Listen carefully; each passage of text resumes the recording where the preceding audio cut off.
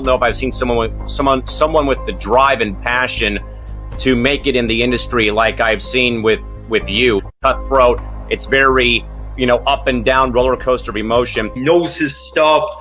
He's not afraid to go at people. Well, last time I checked, this is not the Los Angeles LeBron.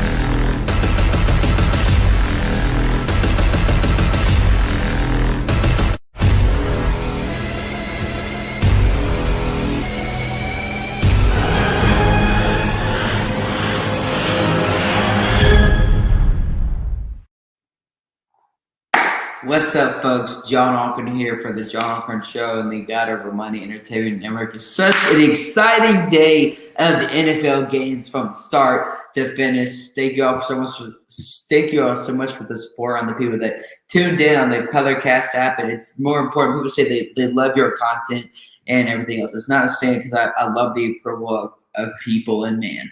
But it's honest to know that people that enjoy your content, that you're getting somewhere and you're reaching people of the sorts here again, folks. Before we get to a NFL Sunday post-game preview show for the week 1 of the 2021 NFL Sunday show here.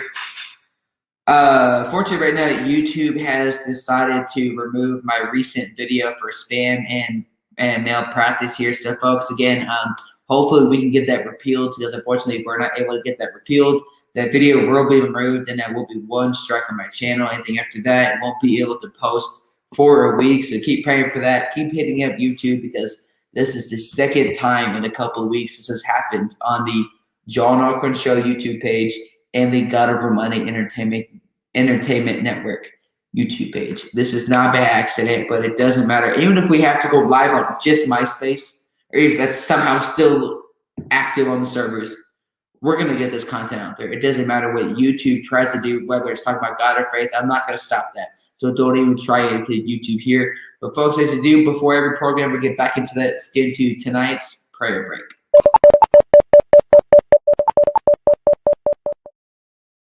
Lord, despite a crazy and busy day, more importantly than anything else, let's use this for your honor and for your glory, and let this be an opportunity to make a difference in people's lives. In Jesus' name, amen. Today's Bible verse of the day, we're kind of talking about in the theme of Matthew Stafford in terms of we talk about stuff in the NFL, relate a game or story about a quarterback or a player, but always bringing it back to God's word.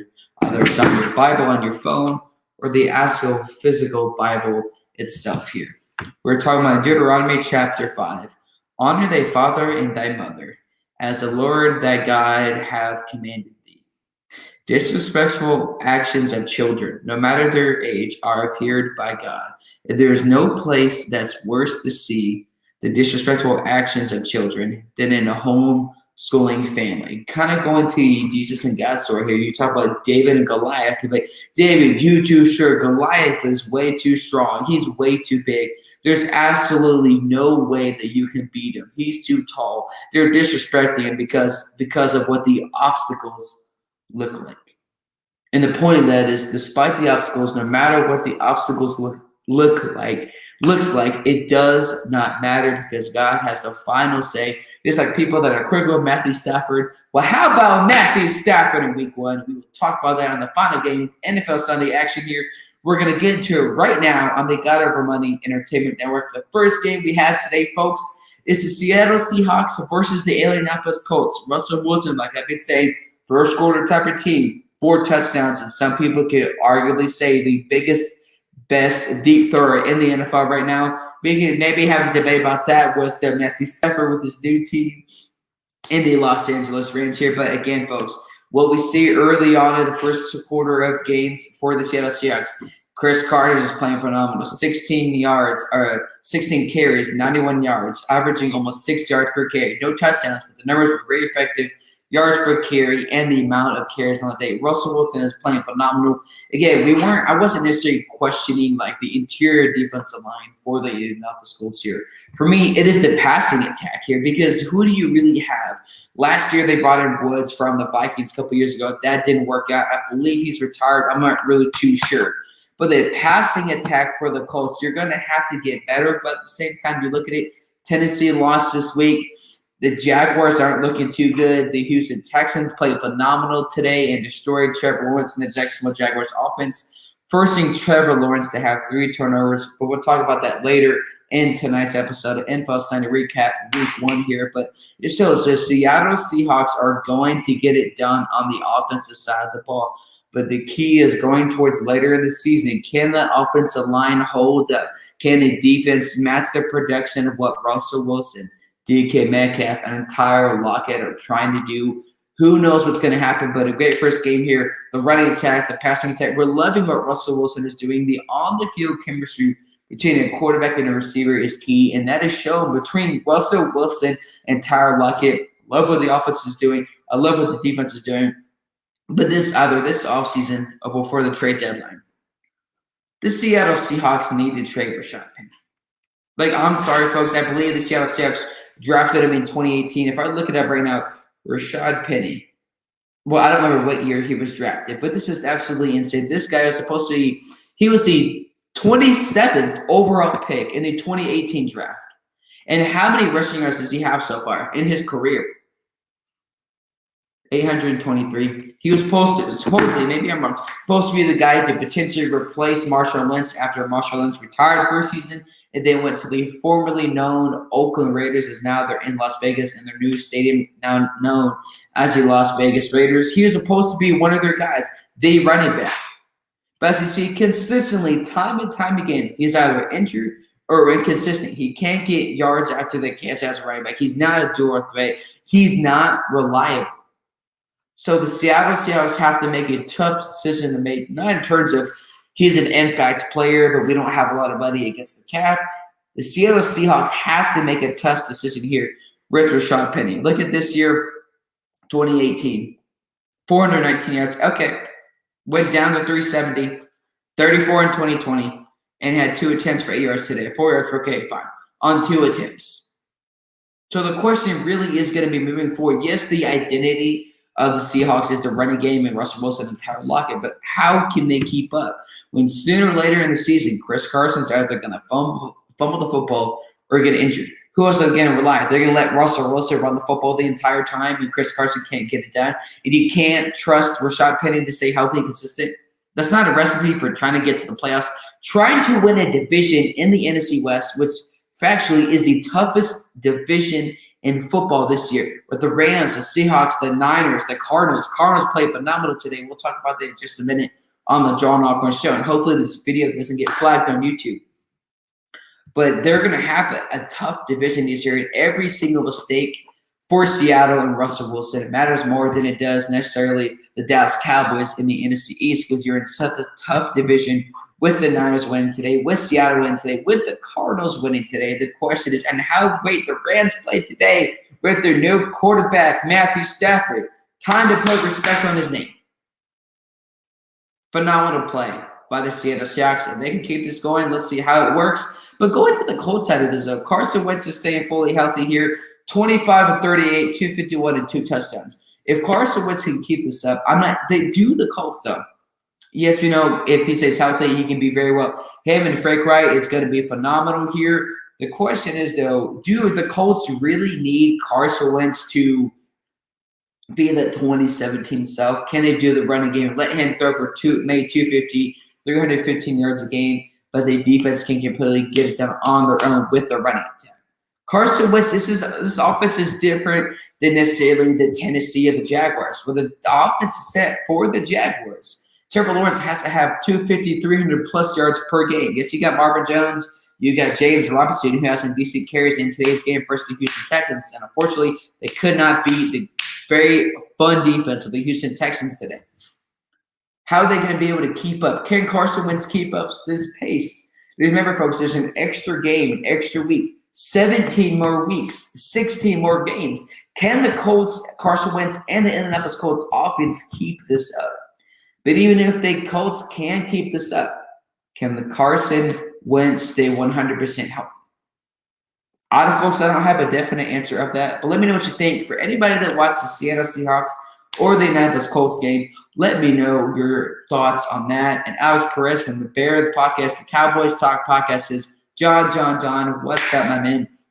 Thank you for always supporting it, and I support you in the content, vice versa, folks. If you haven't heard, folks, YouTube decided to remove my recent video from yesterday on the John Allcorn Show YouTube page and the God of Money Entertainment Network page for spam practices and violating their terms of services. So I don't understand what that means. We'll get back to the program here. Second game of NFL Sunday, the Jacksonville Jaguars versus the Houston Texans.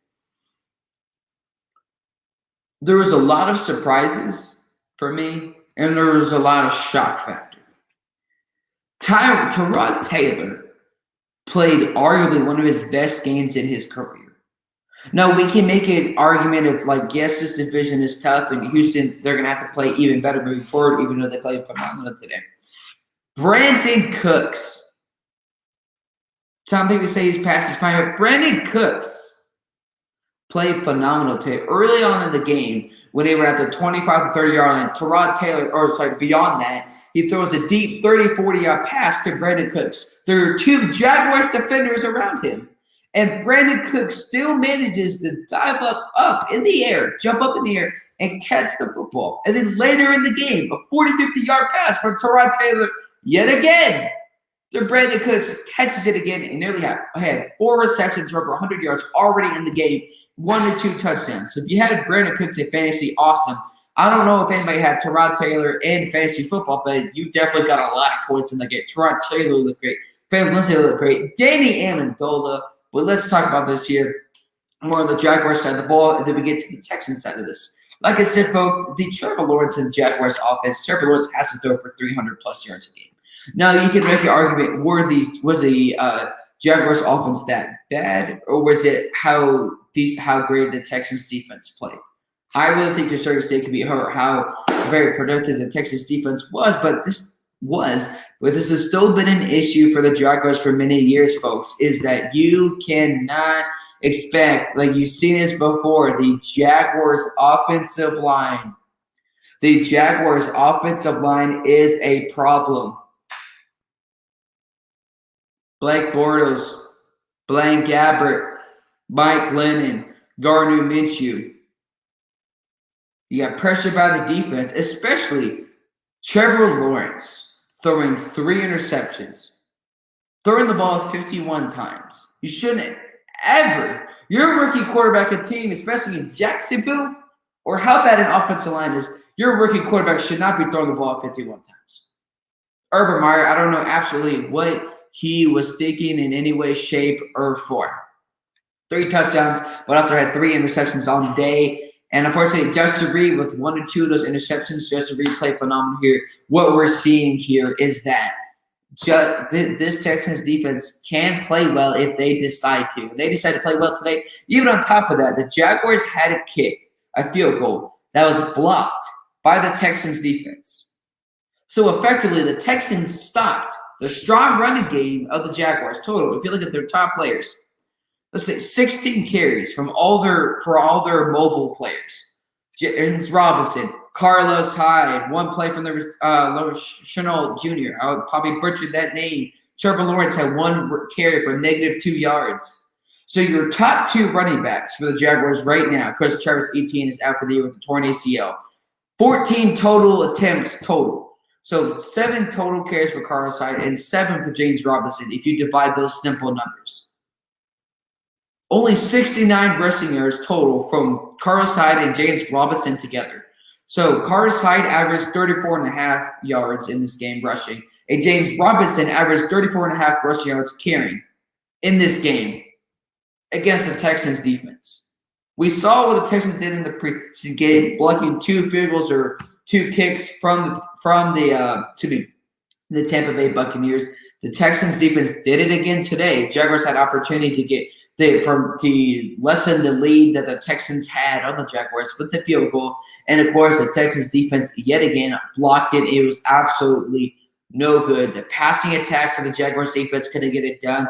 Tyrod Taylor and that Brandon Cooks connection was phenomenal today. And Brandon Cooks, despite what the Jaguars defense was trying to do, Brandon Cooks was able to jump up, leap into the air for those amazing 2 to 3 catches. If it wasn't for those 2 to 3 catches, maybe the game could have had a total different outcome. But I'm bringing it up to the Texans side of the ball. The problem is, I think, even though they play phenomenal, is that it's really hard to evenly distribute the football in terms of your running backs. You have a great veteran running back in Mark Ingram. You have a David Johnson. You have Phillip Lindsay. So trying to get involved, the problem is you don't always need to get involved just in the running game. It's also in the passing game. When you got Cooks, you got Pharrell Brown, you get Danny Amendola, who was formerly on the New England Patriots and then played, I think, with the Lions and then played with another team after that. But had a phenomenal game, even though it didn't show up in the numbers. And that's what, folks, I say numbers can be deceiving. Despite the numbers of him not having a good game, he was effective. It had a great touchdown pass effectively earlier in the game to extend the lead for the Houston Texans. After the Texans' first touchdown, the game was never truly close, and the Jaguars really were never able to come close to beating the Houston Texans. I give the Houston Texans full credit here. So did the Raiders win? They are playing tomorrow night, my man, versus the Baltimore Ravens. So who knows what's going to happen? I mean, yeah, I got the Ravens in that game, but 2 issues the Ravens and the Raiders have is running backs and their injuries. And can you trust the running backs? Week 1 of the 2021 season. Who knows, my man? And Christy Wilson says, I feel bad for Kellen McClure because of the Bears losing tonight. I do too. And here's the thing, though. We can actually talk about that in a couple minutes here, but there's a lot to dive deep into that. I feel bad. Justin Fields needs to start next week. Nick Foles is clearly injured, and Andy Dalton is Andy Dalton, and we'll leave it at that. We'll talk about that game in a couple minutes. But Christian Wilson, great point. I do feel bad for Bears fans and Cal McClure out there because we're not like in all seriousness though. It just drives me crazy how Matt Nagy, who's calling the offensive play calling. We'll leave that all here just a minute here. You can have my full thoughts on that here. The Eagles and the Falcons, though. I mean, my goodness here. We thought the Falcons' defense was bad. The Falcons' offense looked like the second coming of Nathan Peterman's arm talent at the quarterback position. It was so awful. Where is Kyle Pitts in this game? Did Kyle Pitts retire? Did Calvin Ridley retire? We know what Matt Ryan and his arm talent, yada, yada. But the problem is even your best defensive tackle, Grady Jarrett, is garbage. You have no defensive players. The Falcons have been exposed since 2017. Just ask Dan Quinn in the Dallas game. How did the defense play against the Tom Brady-led Buccaneers offense? I mean, I'm not sure of Jalen Hurts, but the Falcons' defense was so bad, they made Jalen Hurts look like an MVP candidate. They made Jalen Hurts look like a true starting franchise quarterback. So not just the Eagles, for maybe over half the teams in the NFL. Was it how good Jalen Hurts was in this game, or was it how bad the Falcons' defense is as a whole? I mean, you can say a little bit of 50-50, but to a certain extent, I'm going to say how bad that Falcons' defense is. Who do they have? There's reason why Vince Beasley's been gone for a while. You had Grady Jarrett for a bit, and you also had another corner you had for a bit. That didn't work out. Absolute disgrace on the Falcons side of the ball. To give it to the Eagles side, I give Jalen Hurts full credit, man. I mean, 27 to 35, 264, and 3 touchdowns. The key was not necessarily the completions. Those are great. But also not having the turnovers. You can say, oh, John, he didn't have the turnovers because the defense was so bad. Regardless, having no in your first game truly as a starter, because Howard Roselle said they drafted him because you needed a backup quarterback in those playoff games, even though that is a valid point. I give full credit to Jalen Hurts and his Philadelphia Eagles offense. The Los Angeles Chargers versus the Washington football team. Folks, I picked Washington to win this game. So like we say in the NFL, anything can happen. And unfortunately, Ryan Fitzpatrick was down with a hip injury. Hopefully, moving forward, I don't know his injury stats, and hopefully he is not out for a long period of time. Unfortunately, Washington was not able to come back with the win. But Justin Herbert, though, even though they played well, he threw for over 330 yards. Moving forward, you cannot have Justin Herbert throwing the ball over 50 times, expecting to winning a ton of games moving forward. because he's a second-year guy. We know they have issues on the offensive line because if your offensive line is so great, regardless, yeah, you have your running back who's inconsistent, healthy, he can't be reliable. The Chargers don't have a running game. If you're just relying just on Justin Herbert and Keenan Allen, how do you expect moving forward to have that ton of success? But I'll give him full credit, though. Eckler, yeah, he had 57 yards. We averaged less than 4 yards per carry for a touchdown. I'll give him that, but, man, it's unfortunate that Ryan Fitzpatrick was out for that rest of the game, and hopefully moving forward he is okay. Christy Wilson says, the Falcons are just a sad team overall. That's the best way to put it, Christy. That's a nice way to put it. The Falcons are just a sad team. The Falcons are pathetic. Letting go of Dan Quinn solved nothing. Was he a part of the problem? Yeah. But with help magically letting him go wasn't going to solve all your problems. Falcons have cap hit issues. There's a reason why Matt Ryan's contract was $40+ million this year, and they decreased it to the mid to low to late 20s. For an absolute reason. Chris Wilson, they are just a sad, pathetic team overall, just like a certain guy's takes with his Oakanays. How about the Oakanays overall? The Pittsburgh Steelers versus the Buffalo Bills. What happened? Because you look at it in this game, though, Buffalo Bills were up 10-0 at halftime. And presumably, the Bills tend to sharp themselves in the second half. With only 6 points? Like, what are you doing? What happened to the offensive production in the first half, then the second half? You scored 10-0 on the Pittsburgh Steelers in the first half. And then, for some reason, the mindset of the Bills' offense just completely faltered in this third and fourth quarter. What is that pinpointing to? If you look at it here, the running game, though, Singletary had 72 yards, 6.45 yards per carry. So it's not like the running attack wasn't getting it done. What was the issue here? There is no reason why Josh Allen, one of the issues, throwing the ball 51 times. I don't care if you're Tom Brady, Lamar Jackson, Mahomes, no quarterback should be throwing the ball that many times. You would think, I thought Josh Allen could have thrown for over 350 yards passing at best, maybe even more. But he throws for barely 270 yards at a touchdown. So that shows when Josh Allen is throwing the ball that many times, it could pinpoint potentially to one or two things. Either the defense was able to get the pressure onto Josh Allen, it was able to stop Josh Allen in the pass game. Because when Josh Allen and Stephon Diggs have a great game, man, 300 to 400+ yards, they were able to stop the passing attack between Josh Allen and Stephon Diggs. Stephon Diggs had a great year last year, but in this game, only 9 receptions, 69 yards. Yeah, sounds great. Yards per catch, average yards per catch. Listen, the Pittsburgh Steelers defense showed up in this game. They wanted this game more than the Buffalo's defense did. Stephon Diggs was held to less than 70 receiving yards. That is absolutely unacceptable. But that also gives full credit to the Pittsburgh Steelers defense to stop T.J. Watt and those guys stopping Stephon Diggs and getting only 70 receiving yards on the day. Even though Big Ben played terrible, folks, it was the Pittsburgh Steelers defense that won this game. Najee Harris didn't play very well in yards per carry. Big Ben only had 188 receiving or 188 passing yards total. The Steelers defense won it in this game and potentially see that moving forward. When the Steelers win more games this season, it's going to be because of that defense here. Next game here, the San Francisco 49ers versus the Detroit Lions. Jimmy G, over 310 passing yards, a touchdown, 17-25. Now this is just week 1. Trey Lance came in for like an RPO type of play and had his first career touchdown pass. This is always exciting as an NFL rookie. Now, can Jimmy Garoppolo keep it up? Is he going to have like an Andy Dalton type game? If Jimmy G, though, let's play this picture. People should know this by now. If Jimmy Garoppolo has an Andy Dalton type game in the next 2 to 3 weeks, he's going to get benched.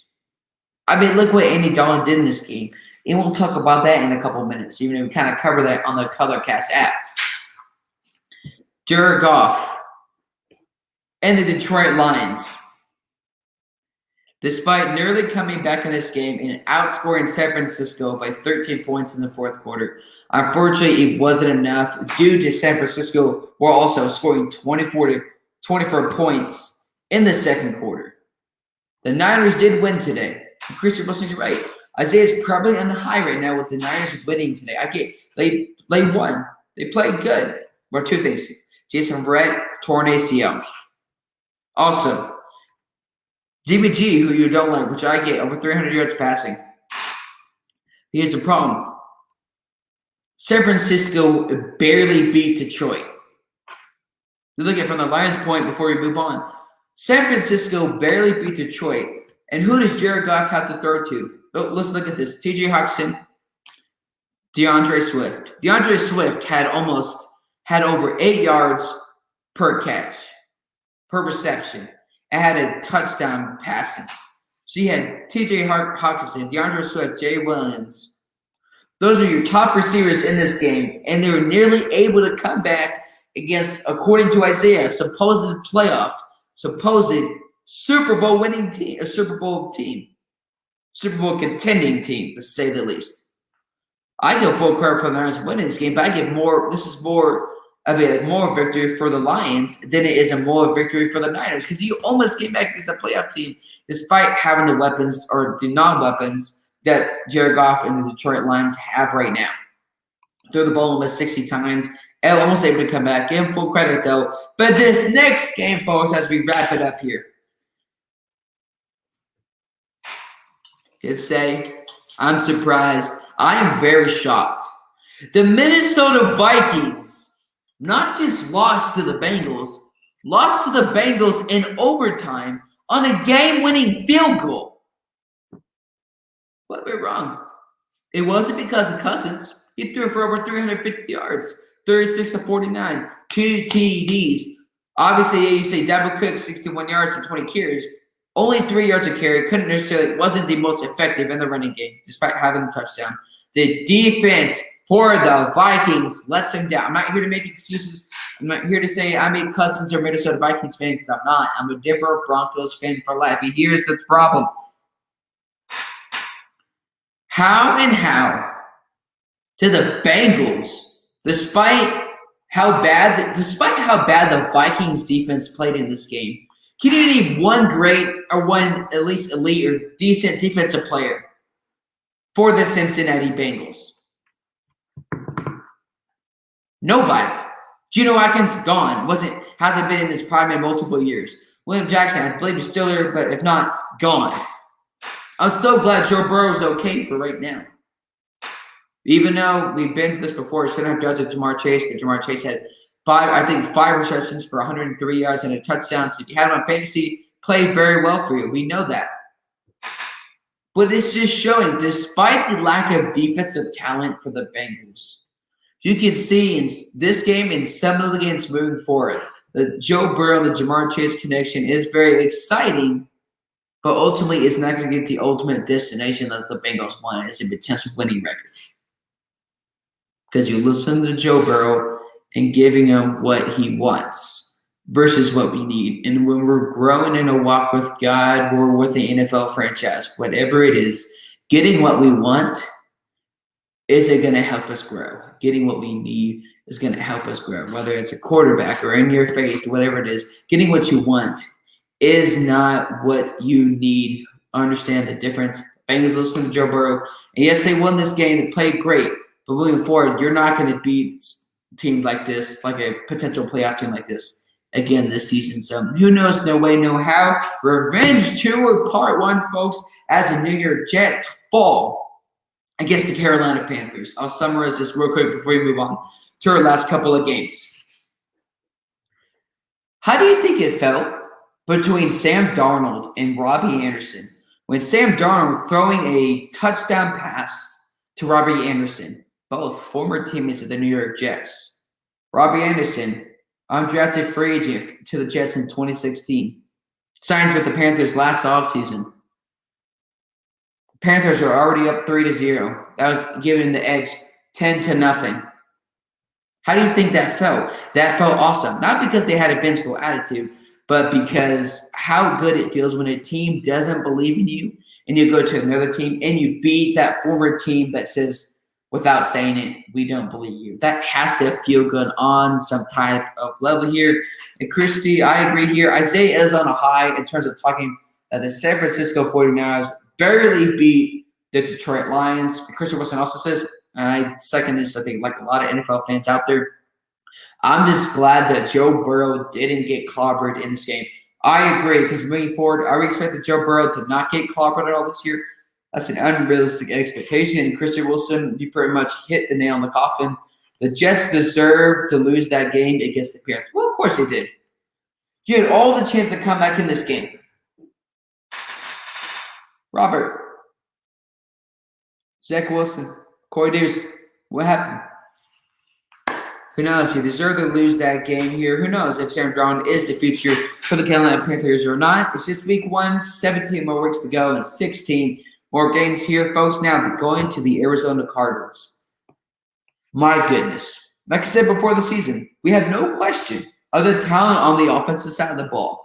We have no question, comments or concerns about Kyler Murray, DeAndre Hopkins. They brought in A.J. Green, Chase Edmonds, and you brought in James Conner, free agent on a 1-year deal, and you drafted a young rookie, the offensive defensive player. Chandler Jones had, I believe, 5 sacks. I talked about him in March, April last year. One of the most underrated defenders in the NFL. Yes, he had an injury-prone year he was injured last year. 5 sacks, not in 3 games, but just in week 1 alone against this Tennessee offensive line with Ryan Tannehill, with Derrick Henry, with A.J. Brown, with Julio Jones. I know this is just 1 game. Where was Julio Jones? I'm sorry, did Julio Jones retire or something? 3 receptions. He almost targeted 3 times. He's obviously not the number 1 guy. It's A.J. Brown.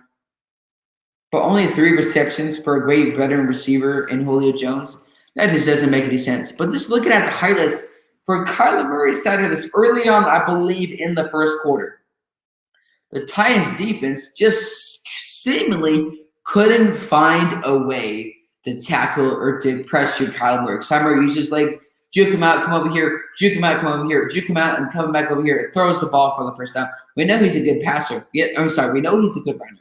He's also a very good passer. Yes, there are some questions moving forward.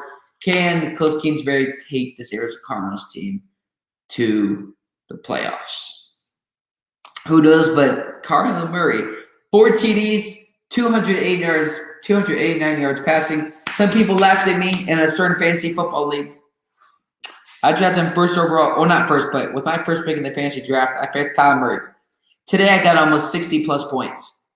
So thank you, Kyler Murray, for that amazing time in fantasy football. Chase Edmonds, 5.2 yards per carry. James Conner had 16 carries, so 28 attempts between the 2 running backs. Looking at the Tennessee side of this, and we said this, you shouldn't be surprised. Told people, once a team, aka the opposing defense, stops Derrick Henry, this Tennessee Titans offense is boring. This Tennessee offense can't do anything once the opposing defense stops Derrick Henry. And it showed again today.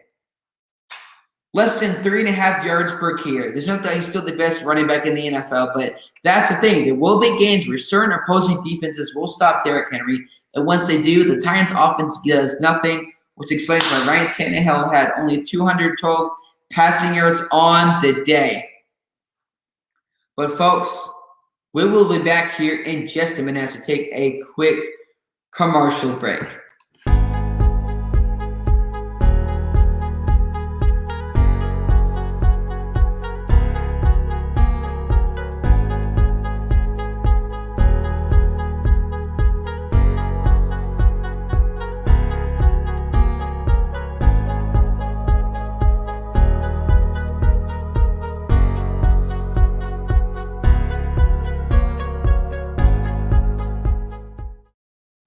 Folks, let's just say in this game, I got very excited I was very passionate about certain things that happen in the NFL, regardless if the result that I wanted did or did not happen.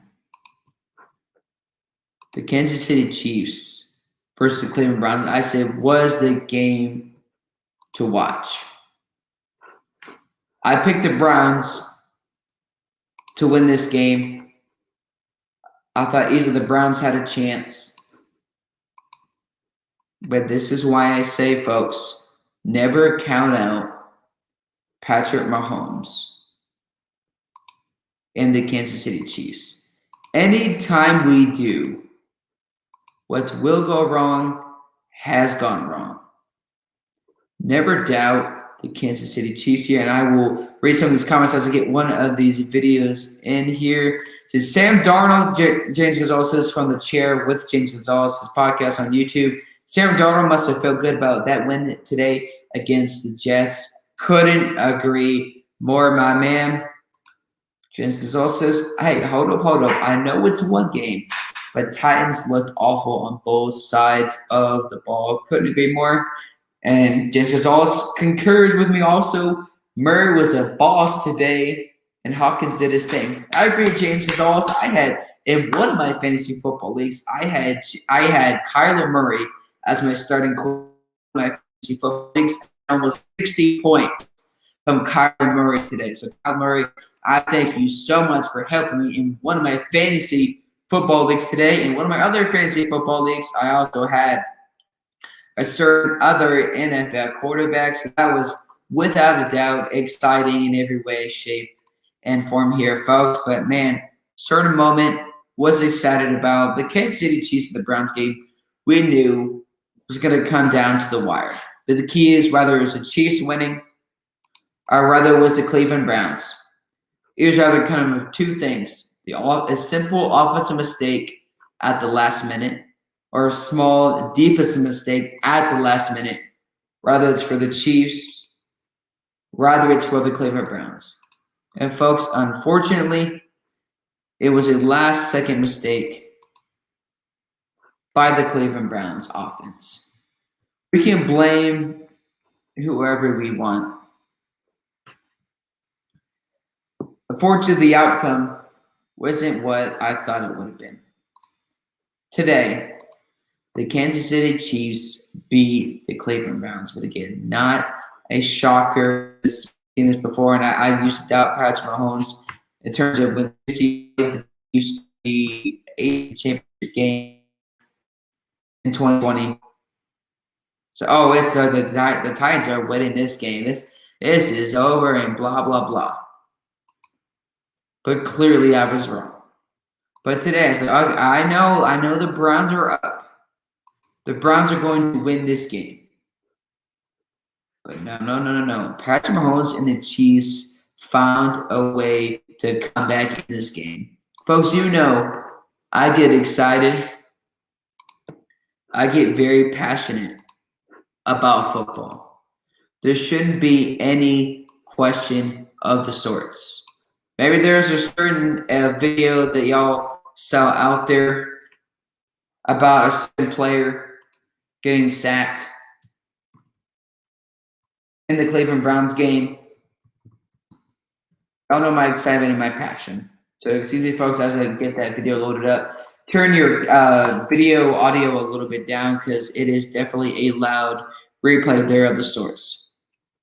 Here's what turned it around regardless of what happened with Baker Mayfield and that he tried to throw out a bounce and it was picked off.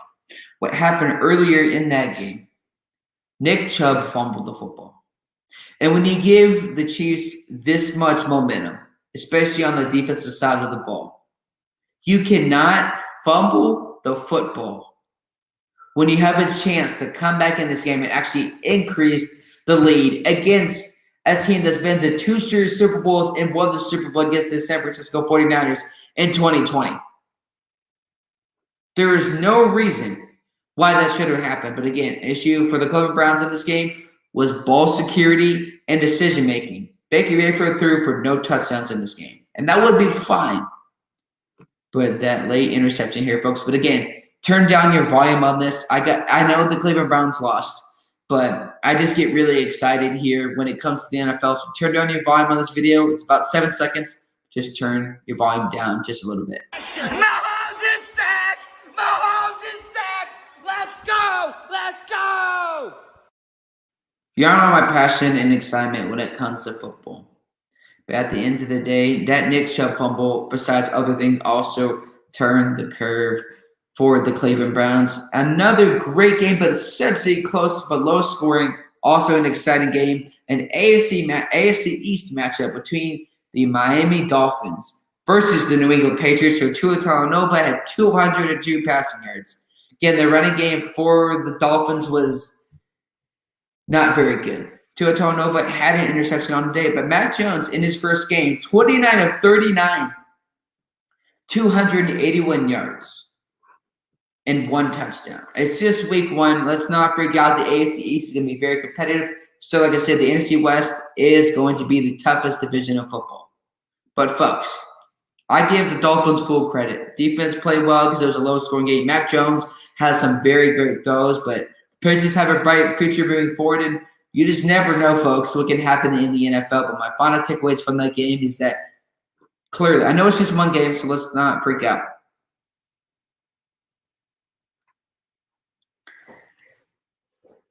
But Mac Jones, definitely Bill Belichick made the right decision in drafting Mac Jones. So let's get to some more comments here before we get to our final couple of games here before y'all tune into the extra point with Laurie and Ben Cruz and Isaiah. Now here, James Gonzalez says, I don't know if Chandler Jones still wants to be with the Cardinals, but he did well today. He probably doesn't, my man. But either it's even if they win and get to the playoffs and win a game or two in the playoffs, does that change? Or is it something internal in the organization, whether it's with the head coach, the GM, or the owner? Who knows, my man? And KFC is that juggernaut. Exactly, my man. You just never know. Gonzalez takes my point here and hits the nail on the coffin. You literally can't make one mistake versus KC. Exactly. It's not just that. The Browns made 2 mistakes. Nick Chubb fumbling the football. Baker Mayfield, I thought it was a mistake. I know he didn't intend for that, but that's why you call it a mistake. He tried to throw the football, throw it out of bounds, and I believe if Baker Mayfield just took the sack, the Browns potentially could have come back in this game and actually beat the Chiefs. But this is not Marvel. This is not a what-if situation. We can't take that back. But, folks, these final 4 games, this next one, you know what? I'm very happy to talk about this game, folks, as we end this show tonight. It's just week 1, but the Denver Broncos defense is played and is played as advertised. Moneybags Teddy, or I don't know an I'm sorry, I'm exhausted. 28 for 36, 264, 2 TDs. With just like I was trying to get my article posted, but what I talked about in that article that should hopefully be posted soon on the MSX Sports number. Teddy Bridgewater doesn't have to play like a Mahomes in terms of the passing numbers or the touchdowns. Get the ball down the field, do what he did with the Saints, but let the running attack take care of itself. Melvin Gordon had 9.2 yards per carry and a touchdown. And your rookie running back nearly returned for a touchdown. 14 carries. 25 carries, 12.5 carries per running back. That is the excellent duo of Melvin Gordon and Williams. I can't wait to see what the Broncos do moving forward. But a week 1 win is exciting moving forward. Broncos win week 1. Maybe a quarterback was a change of scenery that the Broncos need. I don't know what can happen. Christy Wilson says, one mistake for the Browns resulted in the win by the Chiefs. Exactly. It wasn't just the one mistake. That was just a huge costly mistake, though. Like I said, Nick Chubb fumble, Baker Mayfield. And I said this, like, Baker Mayfield should have just taken the sack. He have a better chance of coming back in this game than he did when he tried to throw it out of bounds and ultimately ended the game right there. Christian Wilson says, I feel bad for my dad because he's a Giants fan. I don't know what to say about that, but I'm happy. Denver Broncos got to win. Week 1, let's go. Let's see what can happen. We'll take our time next week, but, man, it's going to be exciting. Week 1, But looking at the Giants side of this, folks, I know Daniel Jones played pretty well, but not just from Giants fans, but from the organization, the GM, the owner, and everything else you want to say. There are going to be questions around Daniel Jones. Is Daniel Jones the future? Who knows? James Gonzalez has, I believe, the comment of the night. Broncos getting Kyle Fuller. Broncos getting Kyle Fuller is going to make their defense so much better. I agree. You got Fuller. You got Patrick Surtain. You got Bradley Chubb. You got Von Miller. You got all these great defenses. Justin Simmons, Kareem Jackson, all those guys are back. The running attack and Teddy doing what Teddy does best. Such an exciting game. I'm so thankful. But they, like I said, rely on the defense and also trust the running attack. Don't let Teddy. No, Teddy doesn't need to have an MVP-like game for the Broncos to get a bunch of points and to win football game. That's what I said in my article, and that's what happened in this game. This next one, folks. Sometimes, like I've said, should be a problem to understand. Sometimes actions speak louder than words.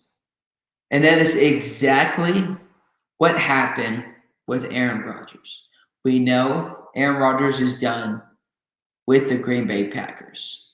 He's not injured. It's not because of the lack of preseason play with his team or anything else. It's not because he was doing his personal endeavors like media people are saying. It's because he's done with the Packers, and I understand his frustration. Aaron Rodgers had 2 interceptions in this game. The QBR rating like 50-something. 30 of the 40. Over barely 55, I believe, the 58 completion percentage. You can correct me all that in the comment section below. Aaron Rodgers not just gave up on the fans, but he gave up on the organization. We know the relationship is beyond repair. The problem is, like I said, it's happy wife, and I believe that is key. In a marriage, you need to be happy with the person you married and that you love. The Green Bay Packers and Aaron Rodgers marriage, per se, nobody's happy on both sides. Brian Kukos, Aaron Rodgers, they're not happy. Actions speak louder than words, not just because of how Aaron Rodgers played, but look on the sidelines. He looked relaxed. He looked calm. So he knows after the season, like Christian Wilson says, he needs to retire. He's probably going to retire and become the host of Jeopardy. I wouldn't blame him, Aaron Rodgers, for retiring. Obviously, I want Aaron Rodgers with the Broncos. But as time goes on, I see that as less of a possibility. So, folks, let's see what happens here. But on the Saints side of this, the Saints take advantage of the Green Bay Packers drama and are able to cap out the win. Not just a win, they got spanked. And you can say, oh, because the Saints won. Fact. But did the Saints win because they're that good? Or did the Saints win because Aaron Rodgers basically said, screw the Packers, I'm going to give them this big middle finger by just sitting on the sidelines and playing for it? Did the Saints win because they're a true good team or a true good contender? Or did the Saints win because Aaron Rodgers has already given up on the Packers organization? I'll leave that up to y'all to answer that one in the comment section below. Last game here, folks. Kylan, the Bears fans, I'm truly sorry. I know we joke around and like to have fun, but I like it being serious here. There are 2 things, and I want to address Christy Wilson's comment here. I feel bad for Callum McClurg, and I say this too, not in a joking manner, but I'm serious. I feel bad for Callum McClurg and Bears fans because of the Bears losing tonight. They didn't just lose tonight in the score. They lost mentally and physically. Folks, in the first half, I think towards the end of the first quarter, the Rams were up 10-0. Even before that, when they were up 7-0, Matt Nagy and the Chicago Bears thought it was a genius idea. Let's go for it. We're down 7-0. Eddie Dalton threw an interception on his first 3 to 4 passes. Let's go for it while we're down by a score. Let's go for it on 4th and 4. Because that's a genius idea. Even though it was early on in the game, yes, I will Part of the defender will not defend the Bears. If you're going to go for it on 4th and 4, even though it's a terrible decision, you have a better chance of getting more yards and the running attack than the passing attack with McGovern having over 105 rushing yards.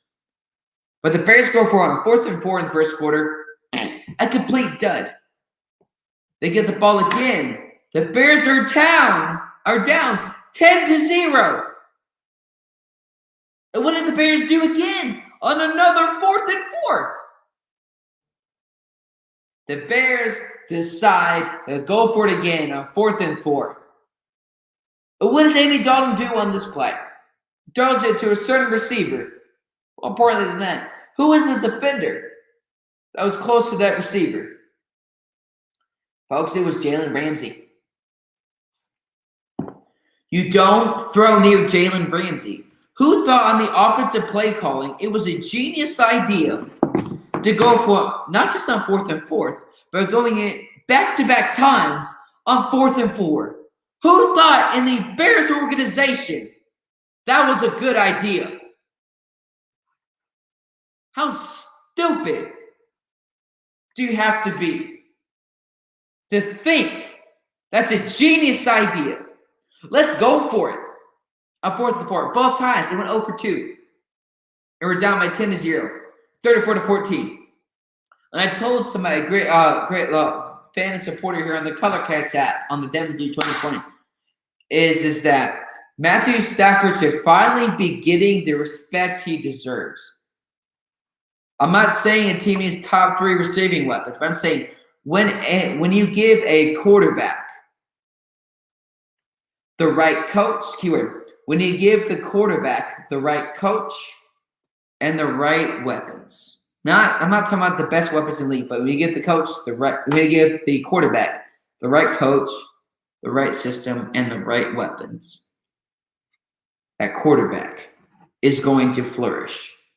Matthew Stafford tonight played phenomenally well in on targeted passes, some targeting statistic. Matthew Stafford was 2 for 2 for like 124 yards and 2 TDs. Or TDs, sorry. Matthew Stafford nearly had a perfect quarterback rating. Matthew Stafford, 321 yards, 3 touchdowns, 156.1 QBR rating. And even on top of that, no interceptions. When they say even greater, this was against Khalil Mack, Kane Hicks, and that defense. Those defense players aren't bums. Those defensive players are studs. They are dogs. And Matthew Stafford lit them up. Matthew Stafford torched them completely. Put the right weapons and the right coaching staff around Matthew Stafford, and he will flourish. Matthew Stafford was the Patrick Mahomes before Patrick Mahomes, or is that, without the playoff success, without the playoff appearances. Hopefully at this point for the Matthew Stafford haters, this puts some respect on his name. Should absolutely be just why it shouldn't be at this time here, folks. But again, folks, if you haven't heard before we end tonight's program here and go to tonight's final thoughts, is that YouTube, I got an email by YouTube. They decided on my personal YouTube page, the John Allcorn Show, and on the God Over Money Entertainment Network YouTube page, they decided to remove my recent video, the Sunday preview show. So we'll read that here real quick just to keep y'all updated. They reviewed it and they removed my content because it violates their spam, deceptive practices, and scams policies. The reason why I'm making y'all aware of that, because I don't believe this is an accident. I'm not here to talk about drama. I don't do that. I'm saying moving forward is we may have to in the future only record. I know I said this before, but I genuinely could mean it this time. May have to move forward with just certain types of social media platforms moving forward because, again, last time it didn't affect my channel, but if it does go through this time, it's a strike, and I may not be able to record after that for a week or post on YouTube for a week. And running a network by yourself, that hurts 100%. So Hopefully those appeals are reviewed and that eliminates that. But folks, again, YouTube decided to remove stuff because I'm practicing spam. Dude, I thought the first time it's an accident, no problem. Because once I appealed it, less than 5-10 minutes later, it was gone. On both the John Allcorn show and the God Over Money Entertainment Network. But this time, it happened again on the John Allcorn show YouTube page and the God Over Money Entertainment Network YouTube page. It wasn't an accident. I don't know what YouTube has an issue with me talking about God and faith, but I'm going to continue to do that. And number 3, we may have to look at other social media platforms moving forward. It may not, I know I said this before, but it may mean that this time, if the appeal isn't accepted, may have to no longer be recording on YouTube because YouTube tends to nitpick which videos they want to violate. Now, if I was doing a video on pyramid schemes or something, I would agree. But everything I say on this content channel on YouTube, on Facebook or Instagram, I'm working on practicing what I preach. Every single take or thing from a Bible verse or a story is what I truly believe in my heart. There's nothing that I'm lying about or spam. I'm working on my walk with God. I'm not perfect. There is no spam practices here. Y'all can trust what I say. So hopefully that YouTube does agree to my appeal for the second time in a couple of weeks on both channels. Because if not, we're unfortunately going to have to look at no longer recording on YouTube due to YouTube being YouTube. Who knows, folks? But at the end of the day, we're going to keep going on this. Well, let's go into this evening's final thoughts.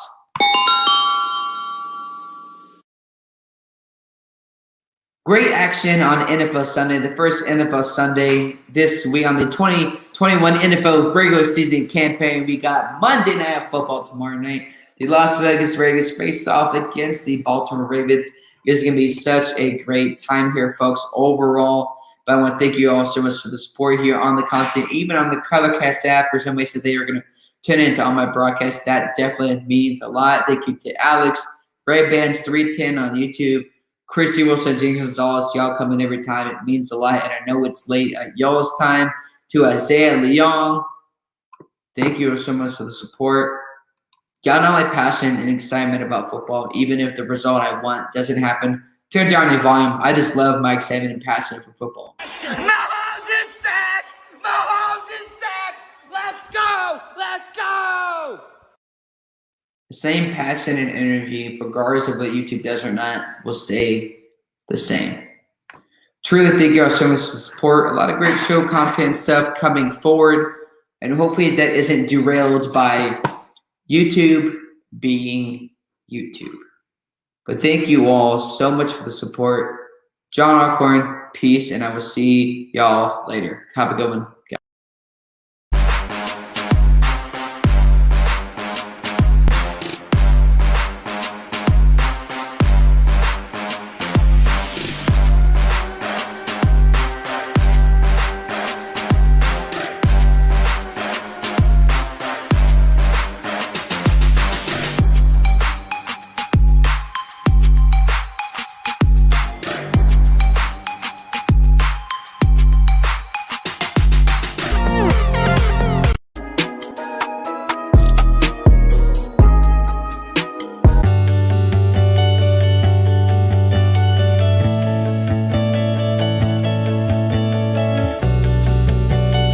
Know if I've seen someone with the drive and passion to make it in the industry like I've seen with you. Cutthroat. It's very, up and down roller coaster of emotion. He knows his stuff.